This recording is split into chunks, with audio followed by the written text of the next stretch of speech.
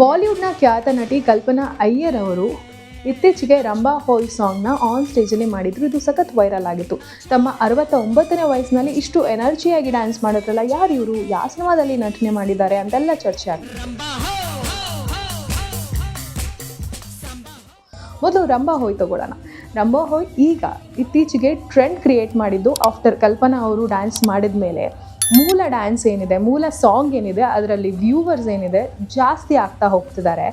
ಇನ್ನು ಈ ಸಾಂಗ್ ಸಖತ್ ಟ್ರೆಂಡಿ ಆಗ್ತಿದ್ದು ಎಲ್ಲರೂ ಇದಕ್ಕೆ ರೀಲ್ಸ್ ಮಾಡ್ತಾ ಇದ್ದಾರೆ. ಇನ್ನು ಕಲ್ಪನಾ ಅಯ್ಯವ್ರ ಬಗ್ಗೆ ಬರೋದಾದರೆ, ರಂಭಾ ಹೋಯ್ 1981ರಲ್ಲಿ ತೆರೆ ಕಂಡಂತಹ ಅಮರನ್ ಸಿನಿಮಾದ್ದು.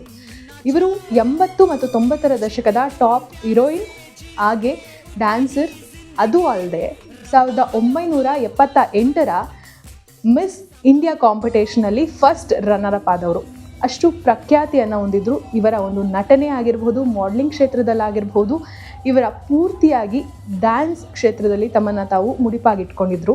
ಈಗ ಮತ್ತೆ ಇವರು ಚಾಲ್ತಿಗೆ ಬಂದಿದ್ದಾರೆ. ಇವರ ಒಂದು ಟ್ರೆಂಡ್ ಮತ್ತೆ ಪ್ರಾರಂಭ ಆಗಿದೆ.